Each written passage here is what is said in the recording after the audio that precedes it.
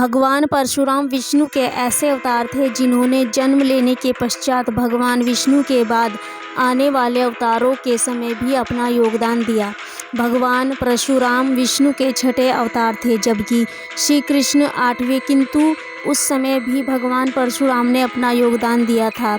आप त्रेता युग में माता सीता के स्वयंवर में भगवान परशुराम की भूमिका तो जानते ही हैं, लेकिन उससे भी बड़ी भूमिका उन्होंने महाभारत के युद्ध के समय निभाई थी। महाभारत के युद्ध में तीनों ऐसे महान शिष्य थे जिनकी उस भीषण युद्ध में निर्णायक भूमिका रही।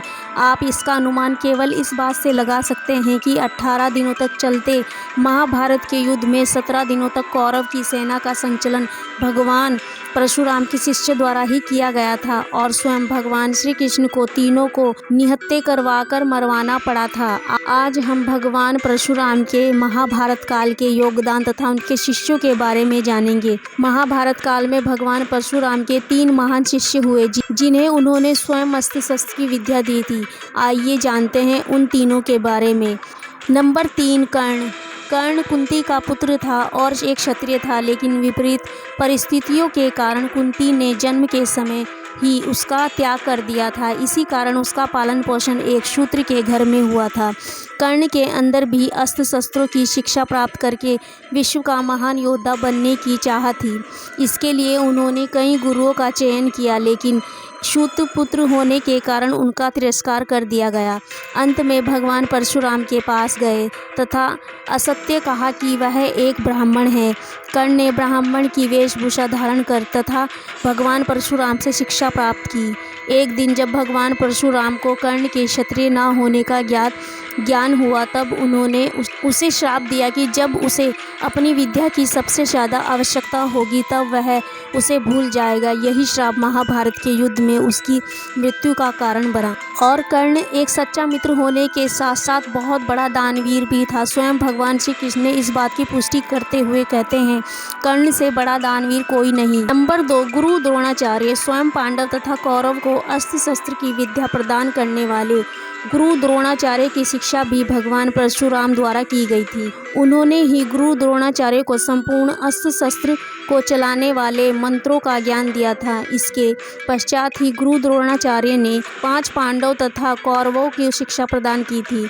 स्वयं गुरु द्रोणाचार्य भी कुरुक्षेत्र की भूमि में वध करना असंभव था। इसके लिए श्री कृष्ण ने छल से उनके पुत्र अश्वत्थामा की मृत्यु का षड्यंत्र रचा। गुरु द्रोणाचार्य की मृत्यु के लिए तब पांडवों ने एक योजना बनाई। योजना के अनुसार भीम ने अश्वत्थामा नाम के हाथी को मार डाला और द्रोणा के सामने चिल्लाने लगे कि अश्वत्थामा मर गया है। अश्वत्थामा की मृत्यु का सच मानकर गुरु द्रोणा ने अपने अस्त्र शस्त्र नीचे रख दिए और बैठकर ध्यान लगाने लगे। तभी भी उनका वध छल से कर दिया। नंबर 1, भीष्म पितामह। महाभारत के युद्ध में भीष्म पितामह को कौन नहीं जानता।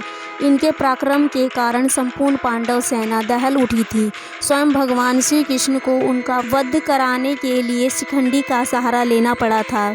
भीष्म इतने ज़्यादातर पराक्रमी थे, उन्होंने भगवान श्री कृष्ण को अपनी प्रतिज्ञा तोड़कर अस्त्र उठाने पर विवश कर दिया था। भीष्म पितामह ने स्त्रियों पर शस्त्र नहीं उठाने की प्रतिज्ञा की थी, क्योंकि शिखंडिनी स्त्री से पुरुष बना था। इस वजह से भीष्म ने अपने अस्त्र शस्त्र रख दिए थे। ऐसे में अर्जुन ने शिखंडी को ढाल बनाकर भीष्म पितामह को अपने तीरों से छलनी कर दिया। ऐसे शिखंडी भीष्म पितामह की मृत्यु का कारण बनी। क्योंकि परशुराम केवल ब्राह्मणों को ही शिक्षा देते थे, लेकिन भीष्म माँ गंगा के पुत्र थे, इसलिए उन्होंने भीष्म को संपूर्ण विद्या में पारंगत किया था।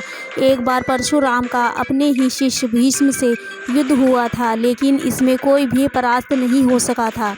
यह युद्ध काशी की राजकुमारी अम्बा को न्याय दिलाने के लिए लड़ना पड़ा था, क्योंकि परशुराम स्वयं भगवान थे तथा भीष्म को इच्छा मृत्यु का वरदान था। इसलिए अंत में देवताओं के द्वारा दोनों के बीच युद्ध को समाप्त करवाना पड़ा था।